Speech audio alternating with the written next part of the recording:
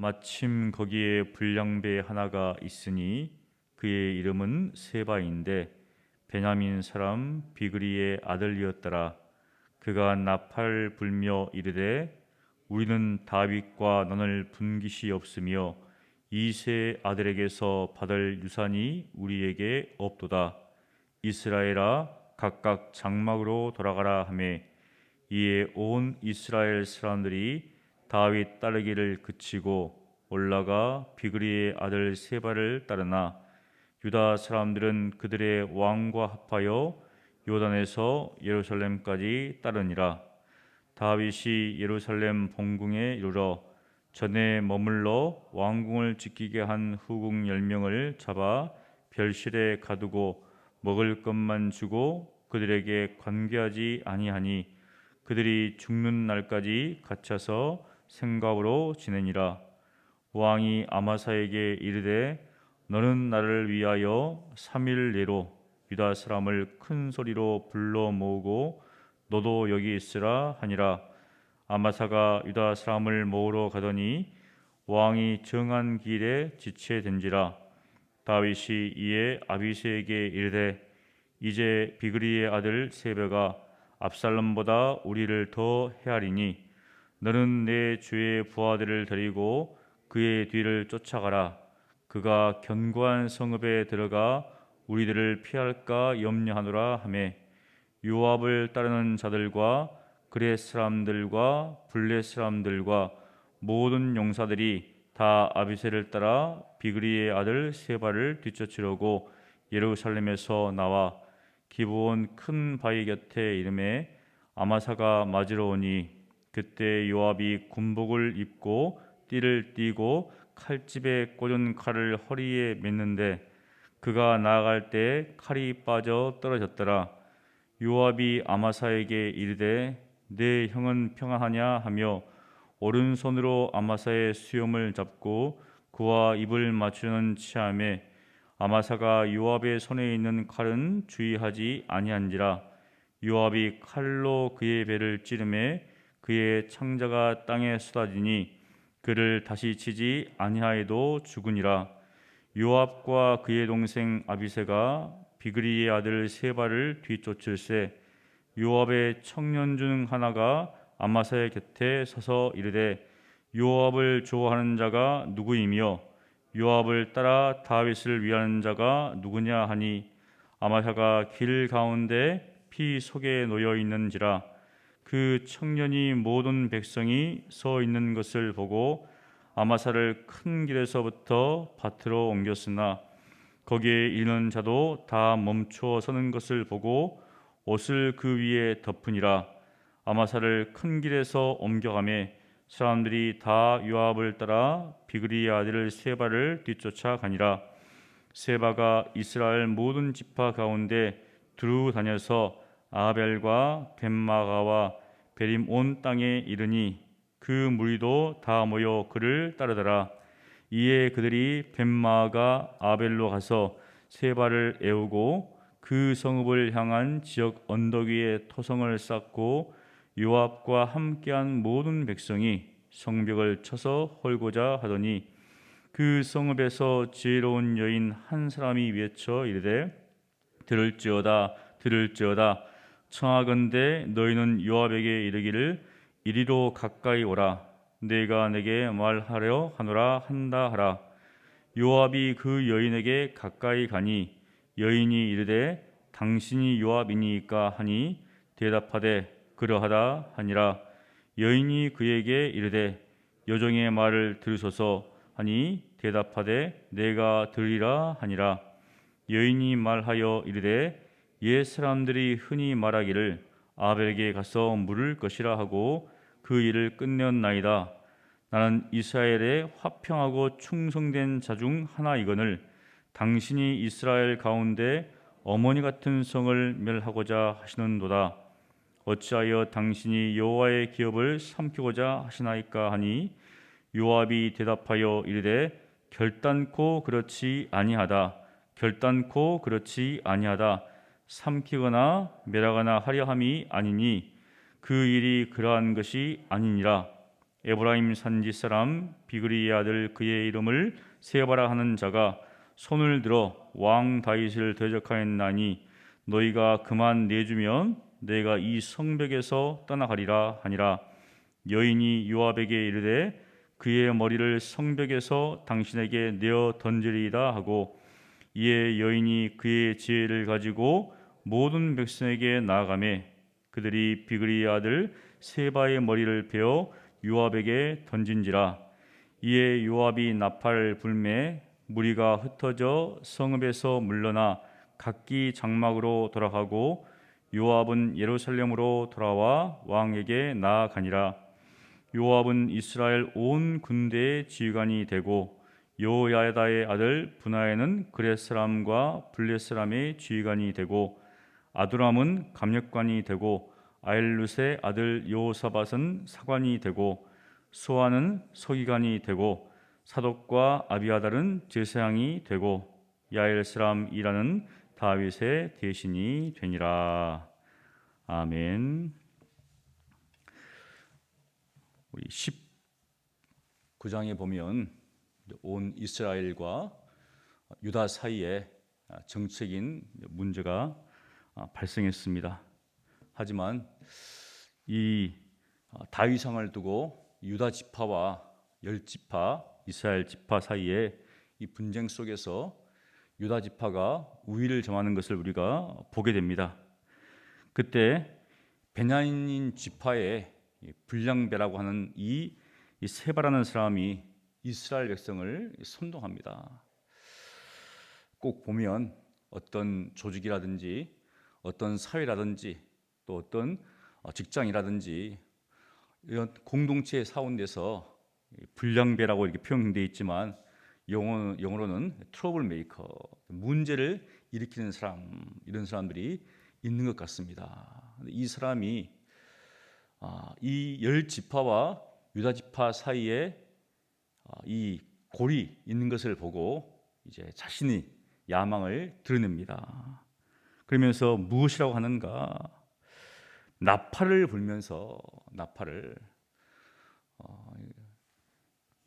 말하기를 우리는 다윗과 나을 분깃이 없다. 그 당시 다윗이 왕인데 그냥 다윗의 이름을 막 함부로 부릅니다. 다윗 왕도 아니고. 그리고 또 표현하기를 이 세 아들에게서 받을 유산도 우리에게는 없다, 이렇게 합니다. 무엇인가? 다윗을 왕으로 대접하지 않고 있습니다. 그냥 필부의 하나로 보고 있다는 것이죠. 누구의 아들이다, 그 정도로 치부하고 있다는 겁니다. 이 세바는 베냐민 사람이죠.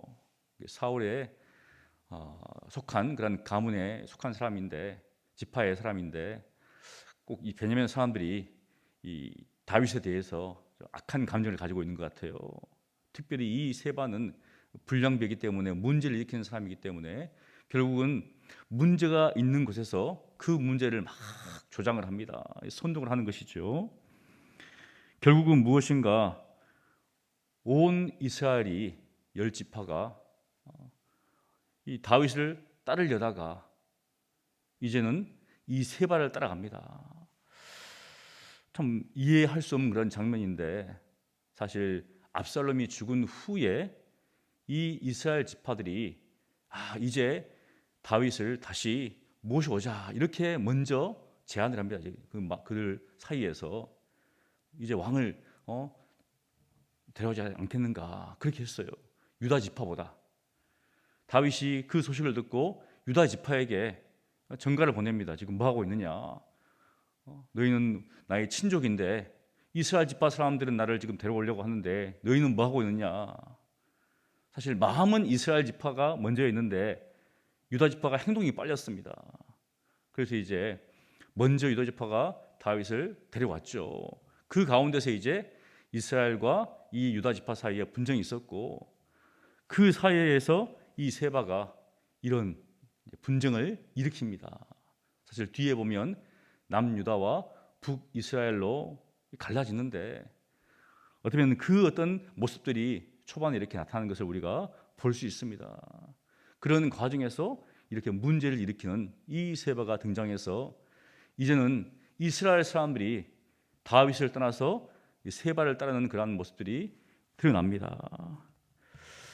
그때 이제 다윗이 어떤 조치를 취하는가? 이 세바의 이런 어떤 반란이죠. 이것을 잠재우기 위해서 이 다윗은 아마사를 택해서 속히 유다 지파에 있는 사람들을 불러 모아서 바로 이 반란을 잠재우려고 합니다. 그래서 아마사를 불려서 사실은 이제 요압이 군대 지휘관이었는데 요압 대신에 아마사를 부릅니다. 사실 다윗에게는 크게 두 가지 문제가 있었는데 첫 번째는 바로 자신에게 반란 일으키는 이 세바를 해결하는 겁니다. 또 하나가 뭐냐면 내적으로는 요압이 가는 곳곳마다 자신이 뜻하는 바를 막 거역하게 해서 하는 것이죠. 그러니까 신하의 권력이 왕에 버금가는, 즉 왕으로서 이 신하인 요압을 제어하기가 너무 어려운 거예요. 그래서 이제는 요압을 뒤로 물리하기 위해서 아마사를 이제 택합니다. 그런데 아마사가 이 일을 제대로 하지 못했던 것 같아요. 어떤 이유였는지 모르겠지만 왕이 저한 기일에 지금 그 일을 하지 못해서 다윗이 급한 마음에 빨리 이 세바를 쳐야 되기 때문에 아비새를 부릅니다. 이거 보면 알 수 있지만 요압을 불러야 되는데 아비새를 부릅니다. 아비새를 불러서 이 문제를 해결하려고 하는데 자신이 지금 가지고 있는 그 군사, 그 모든 군사를 자신이 어떻게 보면 근위병들까지 다 포함해가지고 이제 세바를 쫓게 합니다. 그때 우리 8절에 보면 기브온 큰 바위 곁에서 아마사가 그들을 만나러 옵니다. 이제 전가를 받았겠죠. 그래서 그 다윗의 군대와 또 아마사가 이 기브온 큰 바위 곁에서 만나는데 요압이 아마사를 죽이는 장면이 나옵니다. 왜 죽였는가? 너무나 쉽죠. 자신이 1인자가 돼야 되는데, 신하들 중에서 1인자가 돼야 되는데 아마사가 등장해서 자칫 자신의 어떤 그 위치를 위협할 수 있기 때문에 요압은 굉장히 이 돌아가는, 그렇잖아요. 이제 우리 정치를 하다 보면 이런 권모술수가 막 능한데 지금 다윗이 자신을 버리고 자신을 뒤로 이제 물러나게 하고 아마사를 세우려고 한다. 그것을 깨닫고 이전에 아브넬을 죽인 것처럼, 사실 아브넬에게는 은혼이 있었죠. 자기의 동생을 죽였기 때문에 그런 은혼 관계에서 죽였지만 여기서는 정치적인 문제로 이제는 아마사를 죽입니다. 이게 보니까 자세하게 표현해놨어요. 죽이는 장면을 그냥 죽였다라는 게 아니라 굉장히 사촌간이었던 것 같아요. 그래서 형이라고 표현하잖아요. 내 형은 평안하냐 이렇게 하면서 막 얼굴은 웃고 있습니다. 그리고 칼로 그 배를 찔렀죠. 얼마나 세게 찔렀던지 그냥 한 번에 죽어버렸습니다. 참 이 요압은 굉장히 보면 좀 이렇게 굉장히 좀 권력도 있었지만 그 권력에 버금가는 그런 악한 어떤 그런 게 있었죠. 때로는 직언도 하지만 때로는 자기 앞에 걸림이 되는 것들은 다 그냥 없애버립니다. 참 이러니까 다윗이 어떻습니까? 한편으로는 또 어떤 좀 우리아를 죽일 때 요압에게 부탁하잖아요. 참 어떻게 보면 약점이 잡혀 있는 거죠. 사실은 자신이 어떤 죄를 범할 때 자신의 손이 아니라 요압의 손을 이용해서 죽였기 때문에 어떻게 요압을 할 수가 없는 겁니다. 자기를 너무 잘 알고 있기 때문에. 전 그런 어떤 상황 속에서 요압도 이제 기세가 등등해서 사실은 대놓고 반발은 못하지만 다윗이 뜻하는 바와 반대로 이렇게 행합니다. 그런데 뒤에 보니까 사실은 다윗은 이제 아마사 그리고 아비새를 전면에 등장시키려고 했는데 성경 읽다 보면 요압이 사실은 전면에 확 등장을 합니다. 그 뒤에 보니까 아마사가 죽은 후에 이제 시체가 길에 있으니까 요압을 따르는 청년이 무엇이라고 하는가?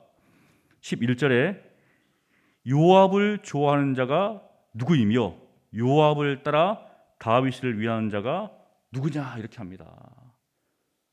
요압을 좋아하는 자. 아비새가 지금 군 지휘관인데 이제는 그 청년이 요압을 따르라고 막 선동을 하는 거죠. 그리고 요압을 따라 다윗을 위하는 자가 누구인가? 다윗을 위하는데 다윗 앞에 누가 나옵니까? 요압을 따라. 결국은 그 군사들 가운데서 이제는 아비새는 사실은 사라지고 요압이 전면에 등장해서 세바를 토벌하는 그런 일들이 일어나게 됩니다. 그래서 세바가 지금 아벨에 있다는 소식을 듣고 요압과 그 군대들이 이제 그 성벽 앞에 진을 치고 토성을 쌓습니다. 결국은 그 성을 무너뜨리려고 하니까 그 아벨에 있는 한 지혜로운 여인이 이제 요압을 부릅니다. 요압과 대화하는 장면이 나오죠. 그런데 여기 보니까 이런 말이 있어요. 여인이 말하여 이르되 옛 사람들이 흔히 말하기를, 속담이겠죠. 아벨에게 가서 물을 것이라 하고 그 일을 끝내었나이다. 문제가 생기면 어디에 가서 물어라?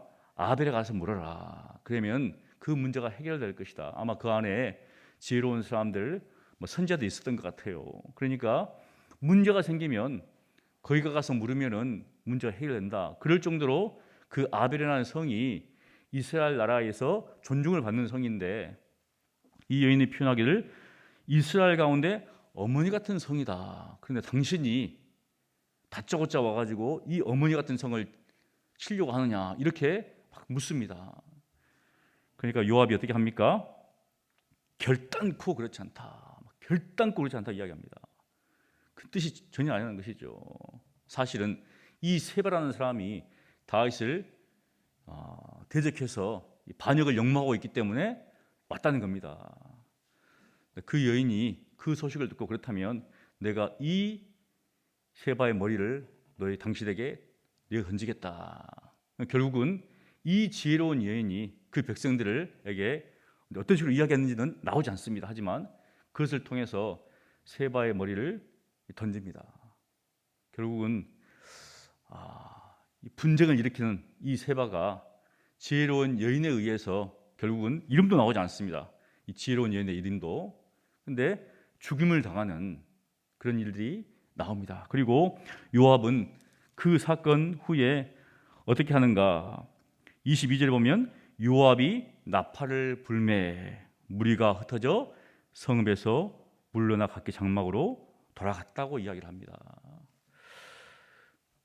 나팔을 불어서 다윗을 대적했던 이 세바는 요압이 나팔을 불어서 결국은 죽음을 당한 후에 세바가 죽음을 당한 후에 요압이 나팔을 불어서 이제 세바를 죽이려고 했던 모든 사람들이 다 떠나는 것을 보면서 성경을 자세히 읽다 보면